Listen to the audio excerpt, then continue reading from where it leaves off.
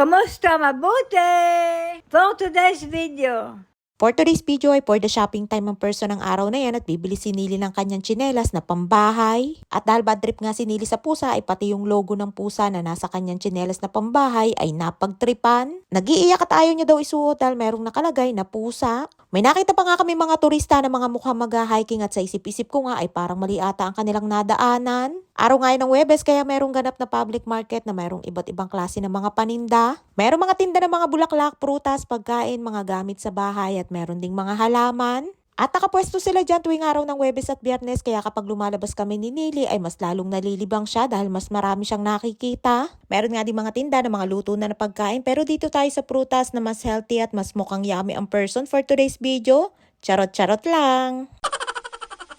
Meron din mga tinda na iba't ibang klase ng mga nuts at sabi nga ni Nili ayaw niya daw niyan at nabibilaukan daw siya. Kaya mas mabuti pa Nili ay magprutas na lang tayo.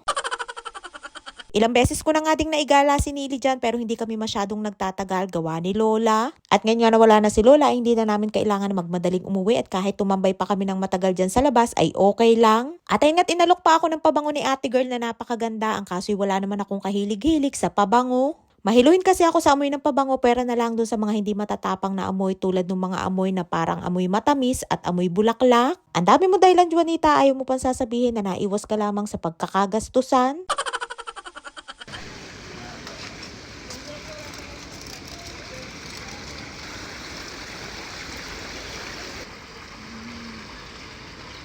Napaaga nga kami ng dating dahil sarado pa ang mga tindahan at alas 9 pa daw ang bukas. Ay nga nakabantay na si Nilush at gusto maghintay hanggang sa magbukas ang tindahan. Ang kaso'y matagal-tagal pa ang aming hihintayin kaya niyaya ko muna at sabi ko ay maupo muna kami dyan.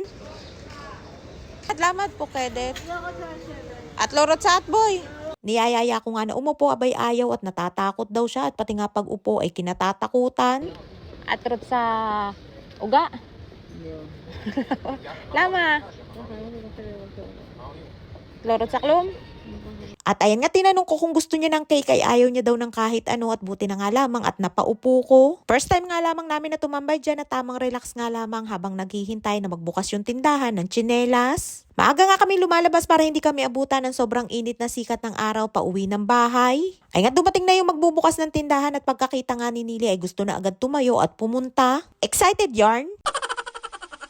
At ang sabi ko'y maya-maya muna kami pumunta dahil kailangan pang ilabas yung ibang mga paninda. Excited nga lagi si Nili kapag may gusto siyang bilhin kaya ayan at for the go na ang person sa may tindahan para tumingin ng tsinelas. Mukhang mapapalitan na nga yung tsinelas na pambahay na bigay ko sa kanya at pasalubong ko pa nga yung sa kanya dati nung minsan na nagbakasyon din ako sa Pinas. Tigisa pa nga sila ni Lola noon pero yung kay Lola hindi naman masyadong nagamit dahil ayaw ni Lola na madumihan kapag pupunta siya ng CR. Ay nga't pumipili na si Nili dyan at ang kanyang gustong kulay ay pink at yan nga ang kanyang natripan. Ang kaso ay parang medyo maliit sa kanya ang sukat at medyo mataas din kaya sabi ko'y tumingin muna siya ng iba at baka meron siyang magustuhan. Yung mga tama sana kay Nili na kasukat niya ay sablay naman sa kulay dahil ang gusto lamang talaga niya ay kulay pink. Ay nga tumingin kami ng ibang design na may kulay pink na parang style Crocs ang kaso ay maliit din naman ang sukat para kay Nili. Ay nga ang inialo ko kay Nili dahil maganda ang kulay at may pink din naman ang kaso ay parang medyo malaki naman sa kanya. Litong-litong nga kami dyan kung anong aming pipiliin at pati nga yung magtitinda ay naiiyamot na din sa amin sa tagal namin pumili. Ay nga't binalikan ni Nili yan ang kaso ay wala daw silang mas malaki na sukat dyan kaya tumingin muna kami dyan sa katabi na tindahan. Ang kaso wala din naman kaming nabili dahil yung nagustuhan ni Nili ay walang kasukat sa kanya at malaki din. Kaya ang ending ay bumalik ulit kami dyan at yan na nga ang aming kinuha para lamang may mabili si Nili. Hindi naman sobrang kalakihan at sa bahay lang din naman niya isusuot kaya sabi ko ayan na lamang muna at saka na lamang ulit kami bibili kapag mayroong available na. Masaya din naman si Nili dahil meron siyang nabili at kapag wala nga yang nabili ay malungkot yan at nakasimangot. At ang isa pa kapag lumalabas nga kami ay gusto niya lagi ay meron siyang bibilhin. Paisa-isa nga lamang ang pinabibili ko sa kanya na gusto niya para sa susunod ulit namin na paglabas ay meron ulit siyang mabili.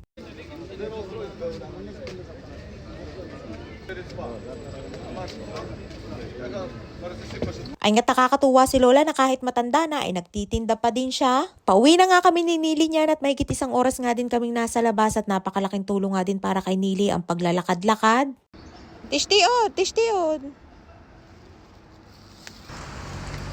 Tumigil nga muna kami at pinainom ko si Nili ng kanyang dalang tubig at baka nauuhaw na. Bago nga kami makarating mataas na din ang araw at medyo masakit na nga din sa balat ang init ng mga oras na yan. At pagdating nga namin dyan, abay nag-iiyak si Nilush at gusto na agad pumasok. Ang sabi ko'y saglit lamang dahil merong nakaharang. Namili nga si Rapi ng mga gulay at prutas ng araw na yan at dahil wala pa nga kami dyan sa bahay, ay iniwanan na lamang niya dyan sa may pintuan. Tulad ng dati ay si Rapi pa din ang namimili ng mga gulay at prutas at kahit wala na nga si Lola ay nandyan pa din siya para kay Nili. Ay nga't pagdating ng bahay ay uminom ng tubig si Nilush, ay kalasing napagod sa paglalakad at suot na din niya ang kanyang bagong tsinelas. Todo kwenta nga din si Nilush kung magkano pa ang natira sa kanya. Marunong naman si Nili na magkwenta ng pera at alam niya kung magkano ang natitira pa sa kanya. Yun nga lamang ay kailangan ay kontrolado din ang paggamit ng pera. Dahil kapag may binibili siya ay gusto niya madamihan kahit pare-pareho lang din naman ang klase ng kanyang binibili. Dahil araw-araw nga din kami lumalabas ay magastos nga din kung lahat ng gusto niya ay bibilhin niya sa loob ng isang araw. At ay nga't may pagkuya-kuy pa, tuwang-tuwa sa kanyang bagong tsinelas na pambahay. Kahit dadalawa na nga lamang kami ni Nili ay marami pa din kaming supply ng mga gulay at prutas at ibinili nga din ako ni Rapi ng pakwan. At bukod sa mga gulay at prutas ay bumili din si Rapi niya mga luto na pagkain para kay Nili. Buti na nga lamang at mayroong Rapi na maaasahan na nandyan pa din lalo na para kay Nili. Ay siya hanggang dito lamang ating kwento for today's video at maraming po salamat sa inyong suporta at laging panonood. Mag-ingat po tayong lahat palagi. And please follow and share Aqua Infinity Private Resort and Events Place and please subscribe to my YouTube channel.